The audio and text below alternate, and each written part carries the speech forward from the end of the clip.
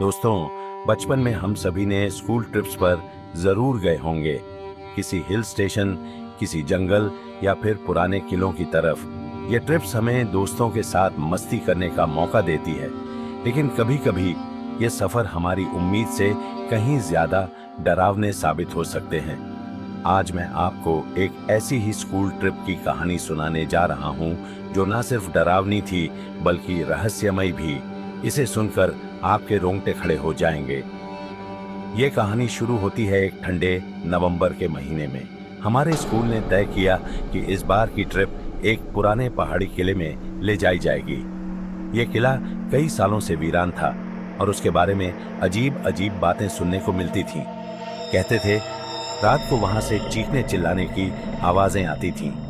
हमारे टीचर ने हंसते हुए कहा, अरे ये सब पुराने जमाने की बातें हैं, डरने की कोई बात नहीं। हम भी काफी उत्साहित थे। आखिरकार ये एडवेंचर की तरह लग रहा था। हमारे साथ मिस्टर शर्मा थे, जो बेहद सख्त मिजाज वाले टीचर थे। सबने उनका नाम अदग्रेट शर्मा रखा हुआ था।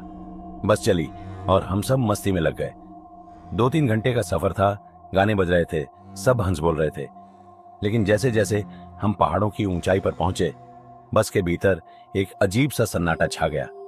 अचानक हमारे ड्राइवर ने गाड़ी रोक दी और बोला, बच्चों, यहां से मुझे अकेले ही जाना होगा। उसने कहा कि इस जगह का रास्ता बेहद खतरनाक है और यहां से हमें पैदल चलकर ही किले तक जाना होगा। हम सब पैदल चलने लगे, लेकिन कुछ दूर जाने पर हमें एक बूढ़ी औरत मिली जो हमें देखती ही जा रही थी। मिस्टर शर्मा ने उसे जाने का इशारा किया और वो धीरे धीरे एक गुफा की ओर मुड़ गई। उस समय हमें कुछ अजीब नहीं लगा, लेकिन बाद में वो बात हमारे लिए एक खौफनाक पहेली बन गई। शाम होते होते हम किले के पास पहुंच गए। वो किला वाकई बहुत पुराना था। किले की दीवारों पर सीलन और खून जैसे धब्बे थे। जैसे ही हम अंदर पहुंचे, किले के बड़े बड़े दरवाजे अपने आप ही बंद हो गए। उस समय हमारे हंसी मजाक का माहौल एकदम गंभीर हो गया। अब किसी को भी बात करने का मन नहीं हो रहा था। मिस्टर शर्मा ने कहा कि डरो मत, ये सब सिर्फ पुराने किलों का असर होता है। रात हो चुकी थी और हर एक कदम पर किले की खामोशी हमें और डरावनी लगने लगी। अचानक एक लड़के आकाश ने जोर से चीख मारी। जब हम सब ने पीछे मुड़कर देखा तो हमें उसके चेहरे पर खून की बूंदें दिखीं। वो पसीने से तरबतर था और उसकी आंखें किसी अनजान खौफ में फंसी हुई थीं। उसने कांपते हुए कहा कि उसे लगा जैसे किसी ने उसके कंधे पर किसी का हाथ रखा था।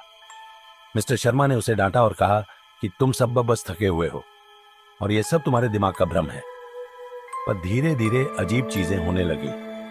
हर तरफ से किसी के चलने की आवाजें आने लगी। हमारे ग्रुप के कुछ बच्चे भी अचानक गायब हो गए।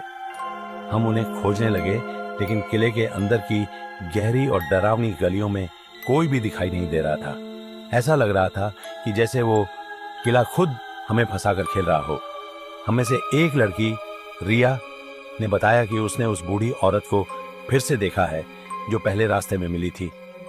वो औरत अंधेरे में एक कमरे के दरवाजे पर खड़ी थी और उसके होठों पर एक खौफनाक मुस्कान थी।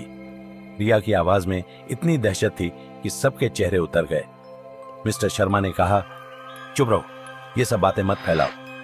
हम उस ओर बढ़े जहां रिया ने औरत को देखा था, पर वहां सिर्फ घना अंधेरा था।